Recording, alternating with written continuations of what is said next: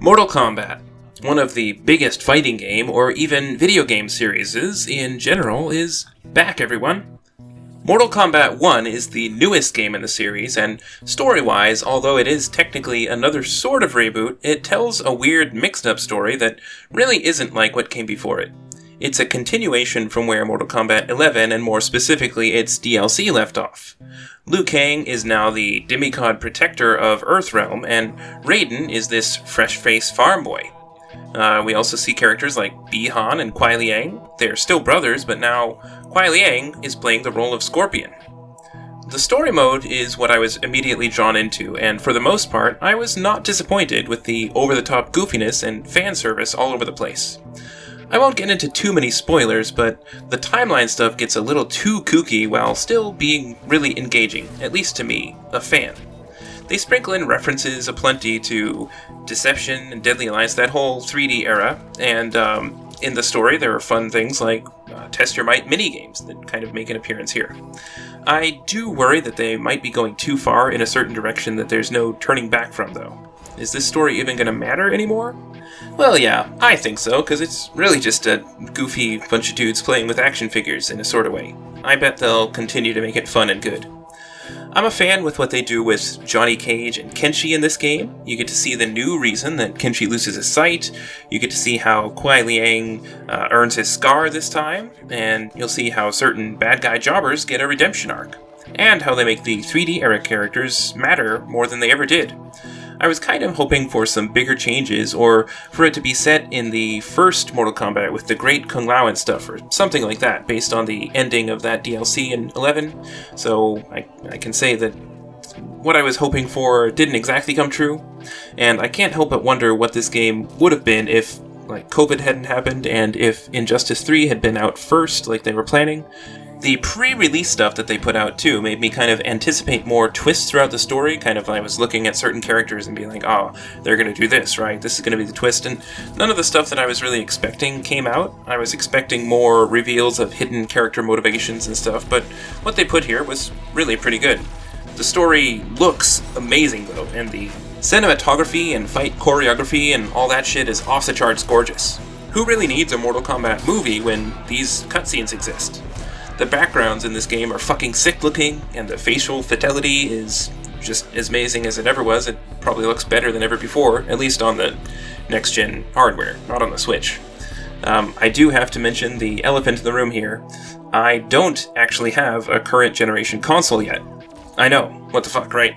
Anyway, I went against my better judgment, and I bought the game on PC. Ugh.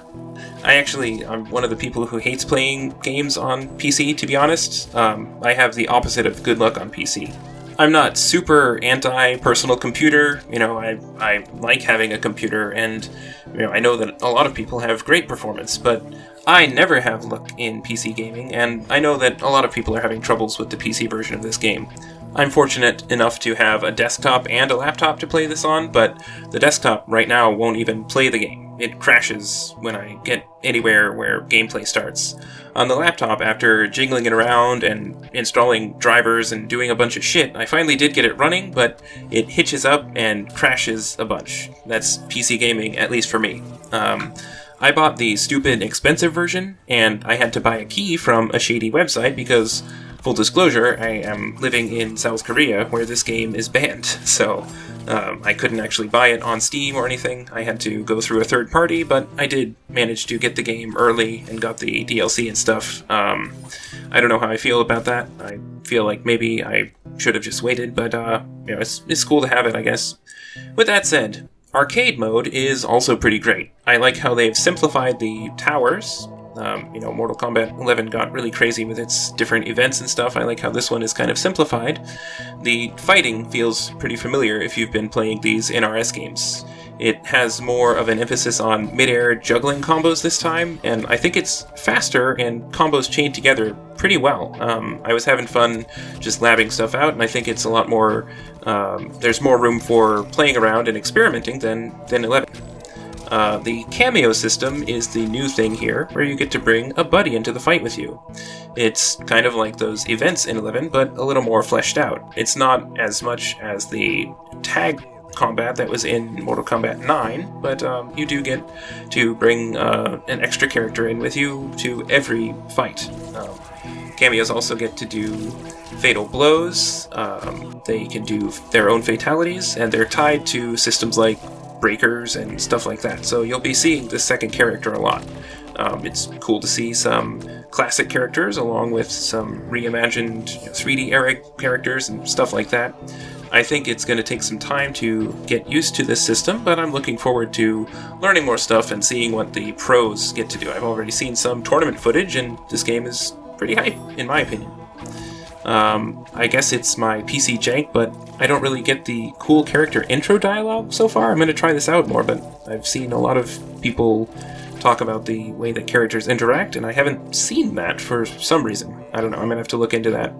I do know the voice acting is pretty solid for the most part, except for Nitara. She's played by Megan Fox, just like Sonya was played by Ronda Rousey in the last one, and I think they both suck. Ronda sucks on a more personal level, and Megan Fox just doesn't really deliver her lines very well here. The crypt is gone, but now it has this new mode, Invasions, which I haven't gotten to play around with much yet because it keeps crashing. But anyway, I've seen some footage of it, and I've played around with it a little bit. You get different characters, you get different stats, and it's kind of an adventure game, board game thing, and you can unlock a lot of shit, so it's cool. Another thing that they've added is this shrine here. So far, I've only seen that you get coins through playing the game, and then you can spend your coins here for random stuff. It's just a what do you call it? A rotating gumball machine thing. So far, I've gotten a couple of things out of it, and it seems like you're just going to be pressing buttons here, the same button, over and over and over again to unlock all the shit, so that doesn't seem very engaging to me. Maybe they'll update this later, I don't know. Cosmetics and customization are toned way down in this one, which, in my opinion, is a plus. I like the character to be the character, and with MKX and MK11, it kind of frustrated me that you couldn't see the character's full moveset. You had to play around a lot, and I like that you can play the characters as them, and you can customize their appearance, but that's it.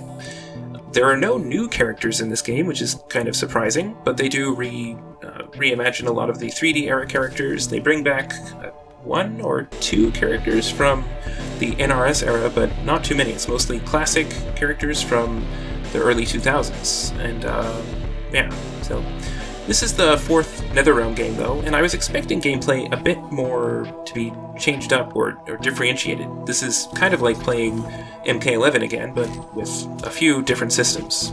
We'll see what happens in the future of Mortal Kombat. I wonder if they're going to change it up significantly in the next one, but I don't know. So far, I'm positive on this one. I like it a lot, and I'm excited to see where it goes. Now, I need to go out and get a new console.